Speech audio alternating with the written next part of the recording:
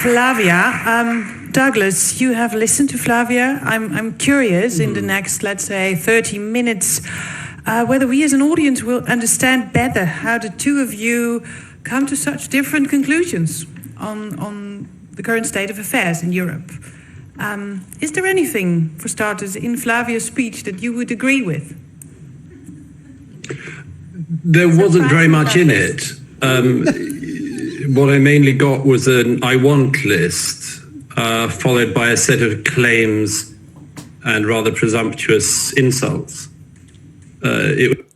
Douglas goes right for the jugular, folks. Right, he goes, there wasn't much in it. Remember when Flavia in the beginning called him fools, along with the other populists and conservatives, in terms of what they were sort of bringing or taking away from the table? So Douglas Murray goes right after me and says, wasn't really much in it. It was just a laundry list of ideas that don't make any sense at all. I mean, it was a great opening salvo. It was hard to find any meat there at all on the bone. That might be because it's rather hard to find any work that Flavia has done other than a tiny campaign in a tiny country. By contrast, of course, it's obviously very much the case that she's read and absorbed everything I've written, which is why she's so happy to be so insulting when she meets me almost in person. So no, there wasn't very much to pick up on other than the rather ill-spoken, ill-lettered and rude attempts to attack me. And I'm sorry about that because I think that it demonstrates her own personal failing as much as it does a failing of the cause that she would like to lead before she got tired and decided to get out. And that is to say this: it's a shame that people like her refuse to engage on any of the important terrain. So much of my time in recent years has been spent engaging with serious actors with serious reputations, not people like Flavia, people who have spent their life working on these issues and have made very successful political careers, for instance, from doing so. I've always noticed, wish to engage on the serious terrain. When I speak with leading politicians across Europe, who I happen to disagree with, I find that the most important and impressive ones do not get up and read bucket lists of what they'd like to do and then insult people. I find that they try to, for instance, understand what other people are thinking, and particularly try to understand what the public might be thinking. For instance, they might try to work out whether the public is sometimes trying to tell them something, and whether the public who they disagree with might not in fact be onto something on occasion. After all, it's very easy to draw rather comfortable lines around yourself and your own ideology, such as it is, and declare that everyone on the other side of it is, for instance, an evil populist or a fool. That's right, a fool. What an amazing way to speak about somebody else to their virtual face. And what an extraordinary way to speak about majority population votes in our continent. I see very little likelihood of anyone like Flavia, for as long as she remains in the public eye, being able to achieve anything much, because she keeps dismissing the public, and the public tend not to like that.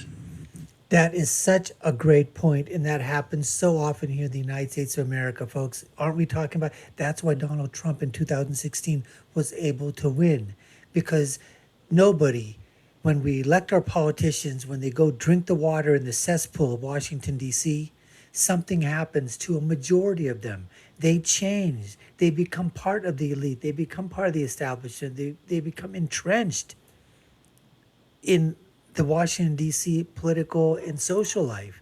And they forget about where they came from. They forget about their constituents back home. They forget about the people, and they start working for the corporations. They start working for the elite, the establishment, the powerful, the ones with money. That's what happens. And so, like I said, he's basically saying that with Flavia, calling everybody on the other side just fools and incompetents, and they don't know what they're doing, and they're trying to take everything away, and they're basically stupid. Well, Douglas is countering with the fact is that how brazen these people, how presumptuous they are, that they think that it's only their way or the highway. that's what it is. There has to be a consensus that's built. And the rule of law in voting, if that's what people have voted on, you may not like the side that the vote comes on, especially if you're on the opposite side of that. Your opinion is different than the side that won. But in a democracy, in a republic, that's what goes. That's what moves forward. That's what's put out there. That's a policy that is implemented. And so Douglas basically is saying that, look, these people, they're pretentious. And Flavia, he's saying, is really not on a league, not even with other people, and certainly on the same league with Douglas Murray. Flavia, your opportunity to respond to that. Let's take up on this last phrase, the public. Right, I can only say... Are you reaching them? I'd say so. I won 7 times against right-wing populists with big majorities. I don't have more to add. No. All right, let's see if we can get somewhere with the two. She said she won 7 times or 9, whatever it is. What did she win? What the hell did you win? Why don't you explain what you won? Well, against large majorities. I'd like to know. What is it that you won? How did you beat some of the people on the conservative side? View. Flavia has argued, I would say, as I listened to her, that the best starting point for a European identity would be the liberal institutions. Douglas, what would be your starting point for a European identity? Well, you have to start at a much more fundamental and deeper level than that. Does it get any more fundamental and deep, I wonder? Yes, of course. I think it gets a lot deeper. Before you get institutions, you have to have the ideas and the philosophy that produce such institutions. Institutions are not just land like food parcels in countries. I agree. Yeah, so they come from somewhere. So clearly there is a deeper level, despite your attempt just now to pretend there isn't. Clearly there is, so we could agree on that. So the deeper level is, where do the institutions come from? Where are the ideas that the institutions come from? Now, I would say that in the case of Europe, there is a very deep set of ideas which you can draw out with some understanding across the continent, and are best seen when you look at the continent from anywhere else. I think to some extent Flavia's ignorance of my thought is betrayed by the fact she seems to think I'm, among other things, some weird right-wing populist nationalist. Again, she's clearly engaged with none of my work. But one thing I've repeatedly said is that there is clearly such a thing as a European identity, because you know it so clearly when you're not in Europe. I've spent a lot of my life. That is so true. That is so true. You know, listen, there's an identity of being an American. And when you go to other countries, you realize why that country that you're in is not American. And what Douglas is saying is that absolutely. I mean, just think about it, folks.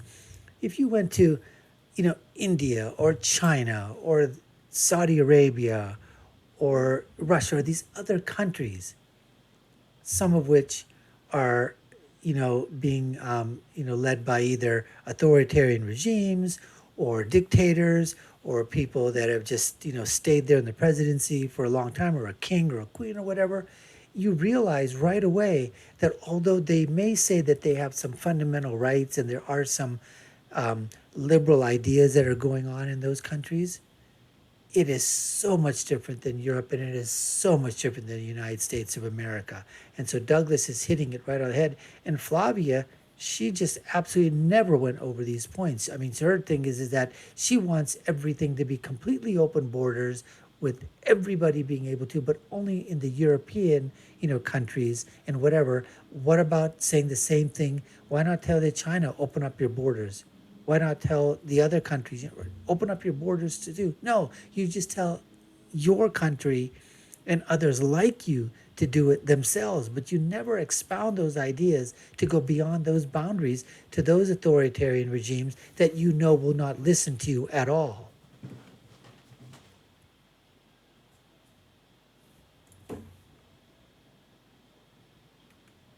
Traveling all around the world, and as I write in one recent book, there's nothing that makes you feel so close to Europe or so clear about what it means than, for instance, if you're standing in China, as I've done many times. There you see that there are specific philosophical and cultural inheritances that have made Europe what it is, including the liberalism which Flavia abuses or throws around like one of her confetti words, and I think doesn't quite understand. But liberalism in the truest sense in Europe is a distinctly European idea. It's an idea that Europe also gifted in this form to America, which there's a lot more to be said about. But yes, European philosophies and currents of ideas come from a very deep and long-established set of wells. And they are the thing that produce the institutions which, in many cases, we can agree on the utility of, and indeed the virtues of. I think it's somewhat typical of self-proclaimed anti-populists that they pretend that institutions only belong to them, or that their opponents simply wish to pull them down. The one thing I would add to that on the issue of European identity is the considerable, very serious variation that exists across the continent. Again, I've written about this many times. There is a very considerable degree of difference across our continent. It needn't be seen to be some kind of threat. It has been, I think, one of the great virtues of European civilization across the centuries, that the extraordinary range of ideas and cultures exists. But as I say, once you step away from it, you can see that these very disparate and diverse societies do have some very deep wells in common. Douglas, So we're going to end that segment right there. But he literally, when he came out here, folks, and initially just came out and basically said there's very little of substance, no meat, so to speak, on the bones about what Flavia is talking about. That he basically also said that she's not in her league, let alone the league of some other politicians and other people that he debates in. That she has no understanding of what it means, of what institutions really are, where they came from.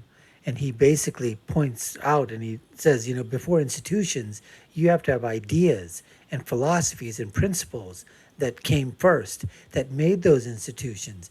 And then he goes on to say that these institutions are, that these the anti-populists and liberals and socialist-Marxists, they just think that they're institutions of the left and that's it. And that the people on the right and populists want to tear those things down. Well, that's not true at all.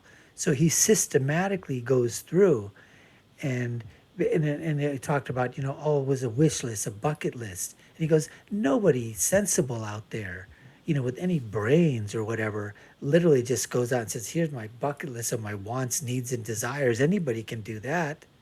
But the fact of the matter is, how do we get to those? What is it that's going to help strengthen the entire society? Not just me. You've got to take a look and say, okay, at the individual too, but how is it going to help the rest of society? How is it going to help that country that these policies and those things are being talked about? How can we fundamentally keep those ideas without them changed by this constant flooding of illegal immigration or even legal immigration if it's way too fast and starts to change the demographics and the cultural aspects of the country that it's already in? So he really went after her. And this is obviously, I don't think Flavia is in the same league as Douglas Murray. Anyways, we appreciate you taking the time to watch. You've been watching the Dr. Nasir Shaikh Show. I've been your host. My name is Dr. Nasir. If you haven't done so already, subscribe to the channel, hit that notification bell, like, share, and follow us. Let us know what you think. This was part 5 of the debate, sponsored by the Forum on the European Culture between Douglas Murray and Flavia Kleiner.